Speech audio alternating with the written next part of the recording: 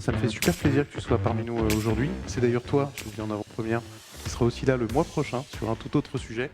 Et voilà, pendant une vingtaine de minutes, Franck va nous, je laisse la télécommande, va nous faire un état des lieux de ce sujet du retail média, pas simplement théorique, mais aussi avec des côtés pratiques. Merci d'être là et à toi de nous éblouir. Mais moi, j'ai vu la présentation, je sais à quel point elle est riche. Alors merci Mike pour l'invitation. Très heureux d'être parmi vous et très heureux d'être membre aussi maintenant depuis quelques temps de la Retail Tech, voilà, qui est une très belle initiative qu'il faut saluer. Donc ça c'est le premier point. Deuxième point, vous allez voir, je découvre comme vous ce matin les chiffres très récents qui ont été donnés par Frédéric en introduction, et vous allez voir qu'il y a des choses qui sont assez complémentaires. Sur un autre prisme, qui est plus celui du retail média, mais sur ce que les enseignes, notamment, peuvent partager et faire du retail média et le potentiel qu'il peut y avoir. Alors, on va commencer tout de suite parce que j'ai beaucoup de choses à vous dire et puis pas mal de chiffres. Alors, sur le retail média, ce qu'on peut dire, c'est des nouveaux territoires à explorer. Ça fait quelques années et c'est parti pour quelques années au moins, ça c'est sûr. D'abord, il y a une force du retail, c'est sa très large audience. Tout à l'heure, je vais vous parler de Kroger, qui est le numéro 3 de la distribution alimentaire aux États-Unis. Et Kroger, c'est 11 millions de visiteurs par jour en magasin. Donc une fois qu'on a donné ce chiffre-là, alors évidemment, il est sur le marché américain, il faut voir qu'il y a une population qui est 5 fois plus importante que la France, enfin, etc. Il faut tout relativiser. Mais une fois qu'on a donné, c'est un bon exemple, une fois qu'on a donné ce chiffre-là, on voit l'importance de l'audience et de la valorisation de l'audience pour les retailers. C'est pas nouveau qu'ils aient de l'audience dans les magasins, voire même elle a baissé, parce qu'avec les effets du e-commerce, on sait qu'il y a moins de gens qui vont en magasin, il y a moins de gens qui vont dans les centres commerciaux. Mais pour autant, la valorisation de cette audience est un sujet clé. Voilà, et c'est ce que font les médias. C'est pour ça qu'on parle de retail média, c'est-à-dire depuis longtemps.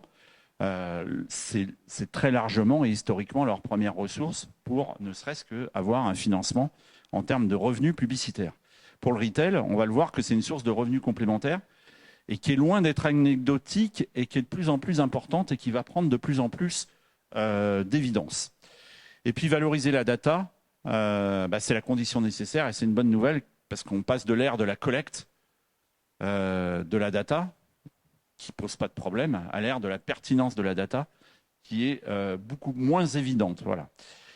Alors, là, j'ai repris, c'était au salon américain ShopTalk. ShopTalk, c'est le salon qui se tient chaque année, qui est le grand rival de la NRF à Las Vegas.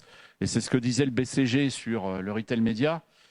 Voilà, donc les plus grands retailers utilisent le retail média pour financer un avantage compétitif. Alors, vous voyez cette roue, en fait, par la personnalisation et la fidélisation, par un trafic qui va venir s'ajouter, et puis création de trafic, et puis renforcement des ventes. On verra des chiffres sur Kroger. Et puis par aussi aider, en fait, dans les relations fournisseurs, aider à mieux vendre la donnée et à partager cette donnée, et en tout cas à lui donner de l'utilité. Donc on voit que ça a un vrai intérêt pour les enseignes si elles le font bien, évidemment. Alors revenu très important pour le retail, je vous le disais. Donc là c'est eMarketer, Insider Intelligence, voilà, qui donne des chiffres sur le retail média. Et vous voyez en rouge, vous avez le pourcentage de progression. Alors évidemment, il a tendance à diminuer parce que c'est de plus en plus important. Mais si on regarde à partir de 2022, on est encore à plus 30, on est à plus 25 pour 2023, on est à plus 24 pour 2019. Donc c'est des champs de progression qui sont très importants. Et puis un pourcentage aussi des dépenses publicitaires sur la partie digitale qui est de plus en plus important, sachant que le digital est aujourd'hui le média le plus investi. C'est plus de 40% aux États-Unis par les annonceurs. Donc c'est le média numéro 1 et vous voyez la part que ça prend. En gros, entre 2019 et 2024, on est au milieu là maintenant. On va passer quasiment de 10 à 20% de ce pourcentage de l'investissement publicitaire sur le digital. Donc c'est absolument colossal. Et évidemment, il y a les grandes enseignes qui vont pouvoir valoriser leur trafic et leur audience qui vont tirer des parties de ça. Alors j'ai repris là ce que disait Forbes, et c'est intéressant de le regarder sur les revenus publicitaires d'Amazon. Et en fait, sur Amazon, on parle très souvent d'Amazon Web Services, qui est, on va dire, leur source de revenus numéro 1 et de très loin, mais l'abonnement Prime est aussi une source de revenus qui est très importante maintenant. Et puis la troisième source de revenus pour l'entreprise, c'est toute la partie recettes publicitaires. Et vous voyez qu'on arrive globalement à plus de 10 milliards de revenus, 10 milliards de dollars de revenus annuels. Donc c'est pas rien, parce que tout ça c'est de l'incrémental. Et on peut dire que c'est pas loin d'être quasiment de la marge pour Amazon. Alors les leaders du retail média, ils émergent pour 3 raisons. Alors selon moi, il peut y en avoir plus. Voilà. Et puis on aura tout à l'heure cette discussion sur les tables rondes et après. La première raison pour laquelle ils émergent, c'est qu'ils possèdent ou ils maîtrisent la relation avec le client. Donc ça, ils ont une relation directe avec le client et c'est extrêmement important. Les industriels, par exemple, de la grande conso, leurs clients, c'est les distributeurs d'abord, et ils ont une relation indirecte. Et c'est d'ailleurs pour ça qu'il y a pas mal d'industriels et de marques qui vont sur des réseaux de distribution en propre. Voilà. Je vais citer l'exemple de Nike, mais je vais citer l'exemple d'Apple qui est historique, mais je vais citer l'exemple de Nike qui est plutôt nouveau dans leur stratégie. C'est un développement du réseau Nike.com et magasin Nike, et puis revendeurs, on va dire, un peu plus certifiés, et ils font le tri parmi leurs revendeurs dans le retail. Voilà. Du business avec les acheteurs médias, évidemment. C'est-à-dire il n'y a pas de ressources publicitaires sans qu'il y ait d'acheteurs médias, donc ça c'est une évidence. Et puis des économies d'échelle pour la tech et l'organisation, parce que en fait, toute cette récolte de données et de pertinence des données et de plan d'action, parce que ce que vous a présenté Frédéric, évidemment, c'est il y a plein de plans d'action à faire à partir de ça, voilà, pour savoir sur quel sujet on va aller, savoir ce qui est le plus facilement partageable par les clients et comment, quoi. Voilà. Donc il y a des économies d'échelle à faire pour la tech et l'organisation pour valoriser ces audiences et cette data. Alors là, c'est intéressant parce que en fait, c'est très complémentaire de ce que Frédéric vous a dit. D'abord, on est sur le marché américain, là, on n'est plus sur le marché français. Et là, en fait, on s'adresse en fait aux professionnels du marketing. Donc là, on ne s'adresse pas aux Français. Donc c'est évidemment des chiffres qui sont complètement différents. Et en fait, on leur demande les sources, en fait, qui, eux, sont prioritaires pour eux. Et vous voyez que, alors évidemment, c'est pas classé, c'est pas fait de la même façon, c'est pas la même interrogation, c'est pas les mêmes items, on n'est pas dans le même pays et c'est pas la même cible. Alors une fois que j'ai dit ça, je sais pas quelle correspondance on peut trouver entre les deux, mais on va en retrouver quand même. Et vous voyez en premier, ce qui les attire avec ce chiffre de 36%, c'est l'historique des achats du client. Voilà. En deuxième, c'est le profil en social media. En troisième, c'est tout ce qu'ils peuvent enregistrer, en fait, tout leur parcours sur les sites internet. Et puis après, on trouve toute la partie CRM, call center avec les interactions, les programmes de feed. Voilà. Alors c'est plus vu évidemment du côté des professionnels du marketing. C'est une étude de 2022, donc elle est récente aussi, mais elle est très complémentaire, sachant qu'on voit que on vise des choses en priorité que les gens sont pas forcément prêts à donner. Voilà. Donc c'est intéressant de comparer les deux, quoi. Et puis je vais vous, pour terminer, pour pas déborder sur le programme de la matinée, je vais vous parler juste de Kroger. Alors Kroger, c'est une entreprise qui est très intéressante et je pense que dans toutes les matinées de la Retail Tech, on aura l'occasion d'en reparler. D'abord, pour ceux qui vont à la NRF, vous voyez qu'ils ont une business unit avec Microsoft pour développer des technologies et vendre directement des technologies aux retailers. Donc ça, c'est le premier point. Le deuxième point, c'est que il y a l'anglais sur le e-commerce, il y a l'anglais Ocado, et c'est eux qui, aux États-Unis, ont passé un partenariat avec Ocado pour avoir des entrepôts qui sont complètement automatisés. Et dans l'actualité d'ailleurs, ça n'a rien à voir avec le retail média, mais c'est intéressant de vous en parler. Ils ont lancé, je ne sais pas si l'information est sortie en France, ils ont sorti aussi un abonnement qui est un concurrent d'Amazon Prime et qui est un concurrent de Walmart+. Il y a deux types d'abonnements qui portent sur l'alimentaire uniquement. Ça s'appelle Boost. Ça a été lancé il y a quelques semaines. Et vous avez un abonnement qui est à 99 $ annuels pour être livré dans les 2 heures ou moins chez vous. Donc c'est l'abonnement extrêmement rapide. Et, vous avez et cette version d'abonnement Boost, elle existe pour être livrée le lendemain, mais à 59 $ par an. Voilà, donc en illimité, je précise, pour les foyers américains. Donc 59 $ pour être livré le lendemain, c'est quand même un prix qui est très performant. Et ils peuvent le faire parce qu'ils commencent à être performants en e-commerce avec Ocado. Voilà. Alors si on regarde Kroger, en fait, la partie retail media et data, elle est réunie. Elle s'appelle Kroger Precision Marketing. Donc vous voyez, le terme décrit bien leur activité. Ça, c'est quelques chiffres sur Kroger. Je vous en ai donné un tout à l'heure. 11 millions de clients chaque jour qui vont dans les magasins. Bon, ils ont pratiquement 2000 points de retrait aux États-Unis, 44 centres de distribution, voilà pour citer la taille de l'entreprise, et numéro 3 de l'alimentaire en tant qu'enseigne aux États-Unis. Voilà. Et probablement avec Walmart, le groupe de distribution alimentaire qui innove le plus depuis quelques années.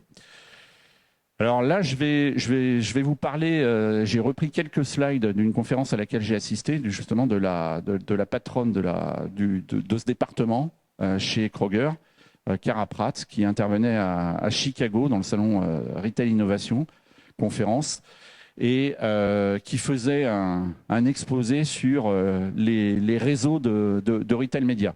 À droite, ce que vous voyez, c'est l'entrepôt automatisé avec Ocado. Sur lequel vous savez qu'il y a une exclusivité par pays. Et donc en France, c'est le groupe Casino avec Monoprix qui l'a. Et aux États-Unis, c'est Kroger qui l'a. Voilà, alors elle a donné quelques chiffres. Le premier, il y a 76%. Alors c'est sur les clients de Kroger, évidemment, qui sont prêts à partager leurs données personnelles et ils considèrent ça comme une nécessité. Il y a 36% qui sont moins à l'aise pour partager leurs données. Et il y a 85% qui souhaiteraient qu'ils puissent faire plus confiance aux entreprises sur le partage des données. Et ça, c'est un point qu'on voit et qui correspond aussi à ce que Frédéric nous a dit tout à l'heure. C'est-à-dire que ça me semble très intéressant de rassurer alors on va parler au moins des Français ici, voilà, de rassurer les clients sur l'utilisation qu'on fait de leurs données, et aussi sur la fréquence à laquelle on va utiliser ces données et auprès de qui on va les utiliser et est-ce que c'est revendu et pas revendu. Donc vous voyez que c'est un chiffre qui correspond bien avec celui qui est donné par Kroger. À gauche, vous avez, ça correspond au chiffre que je vous ai donné tout à l'heure, vous avez la progression du retail média, ça pesait quasiment rien en 2008 et là c'est tout confondu sur l'ensemble du marché, c'est plus les dépenses publicitaires, là maintenant c'est les revenus du retail média, et vous voyez qu'on est déjà à peu près à 150 milliards de dollars, ce qui est considérable sur ce sujet-là. Donc c'est pas un petit sujet, le retail média. Ce que disait Cara Pratt, c'est que en fait, c'est intéressant à la fois pour les clients, évidemment, pour un meilleur ciblage, une meilleure utilisation de leurs données. C'est intéressant pour les marques et les marques qui sont fournisseurs, et c'est intéressant pour le business. Alors, ce que mesure Kroger, pas donné un tableau. En fait, ce que vous voyez là, j'aurais dû le prendre en vidéo, c'est tous les items sur lesquels ils font des mesures. Et ça va très, très loin. C'est-à-dire, ils vont tout regarder le jour de la semaine, les expositions par rapport à tout ce qui est message in store, est-ce que je viens au moment des périodes de vacances ou pas des périodes de vacances, est-ce que je suis réceptif aux discounts et aux coupons, est-ce que je suis réceptif aux tendances de consommation qui sont définies, qu'est-ce que je clique sur mon parcours d'achat, les promotions, quel est mon comportement par rapport à ça. Ils ont à peu près 80 items comme ça qui mesurent que mesure le département précision marketing sur l'ensemble des clients qui sont dans la base de données. Voilà. Donc vous en voyez d'autres, là évidemment le panier moyen, la fréquence, ça c'est évident. Mais aussi est-ce qu'ils font des retraits, comment ils sont segmentés, à quelles sources d'inspiration ils peuvent avoir recours, comment ils font pour la santé. Alors ça les intéresse parce qu'il y a toute une partie chez Kroger pharmacie. Donc vous voyez pas mal de données. Voilà. Alors, utilité de l'approche, ce qu'elle disait, ça permet évidemment de capter, de faire rentrer des nouveaux foyers et de les connecter, les inscrire dans cette démarche de manière à mémoriser leur data, à répéter évidemment les actions, à convertir et puis finalement avoir une meilleure efficacité dans les actions qui peuvent être faites à partir de toutes les analyses évidemment de cette approche. Alors là, évidemment, je le prends avec précaution. C'est un chiffre qui est donné par Kroger, donc il n'est pas vérifiable. Autant les chiffres qui viennent des études, on peut leur faire confiance. Je ne dis pas qu'il ne faut pas y faire confiance, mais le chiffre qui est donné par Kroger, là, c'est de dire qu'ils ont augmenté leur business sur les catégories concernées où ils ont utilisé au mieux toute la data de 8%. Et ils ont donné, vous voyez, donc ils donnent à chaque fois le compétiteur régional, parce que Kroger est en fait une enseigne qui est à la fois nationale et régionale. C'est-à-dire qu'il y a beaucoup d'enseignes, contrairement à Walmart où tout est sous une enseigne, vous avez beaucoup d'enseignes qui sont dans le groupe Kroger et qui sont des enseignes régionales. Donc, ils ont fait des comparaisons. Donc, par exemple, vous voyez sur le secteur de la santé et de la beauté, en termes de pénétration, ils ont une pénétration qui est nettement supérieure. Et ils regardent ce différentiel de pénétration et ils le valorisent en termes de coût en disant ce que ça rapporte. Voilà, pareil, ils ont fait ça en ayant une donnée très ciblée sur la partie paid, c'est-à-dire les animaux. Voilà, donc ils arrivent à 40% de pénétration quand leur principal compétiteur régional, il est à 29%. Donc vous voyez les écarts et donc ça leur permet de dire en termes de business, voilà ce que ça nous rapporte quand on le fait bien. Voilà ce que toute la démarche rapporte. Voilà. Je ne sais pas si on va aussi loin, nous, dans les mesures qui peuvent être faites en France. Ça, j'ouvre le débat pour la table ronde tout à l'heure. Mais en tout cas, c'est intéressant d'essayer de le valoriser comme ça. Voilà. Et je vais terminer par c'était la conclusion qui était donnée dans cette conférence par Kroger. Qu'est-ce que permet le retail média quand il est bien fait? Ça permet de gagner la confiance des consommateurs. Alors ça, c'est un point qui est pour moi le plus essentiel. C'est-à-dire que tout est affaire de confiance.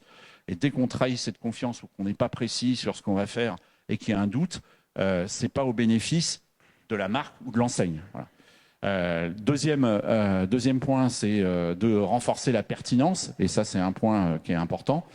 De réduire en fait tout ce qui est inutile. Voilà, alors c'est pas au sens du gâchis d'impression, voilà, mais c'est au sens des actions qui peuvent être inutiles. De prioriser la qualité média par rapport à la quantité. Et puis de se mettre d'accord. Alors en interne, ça c'est un point qui est très important sur des définitions universelles. Alors, quand on parle de définitions universelles, évidemment, elles ne sont pas pour les clients, elles sont pour l'interne, pour que tout le monde ait le même langage. Quoi, voilà. Et de créer de la confiance. Merci.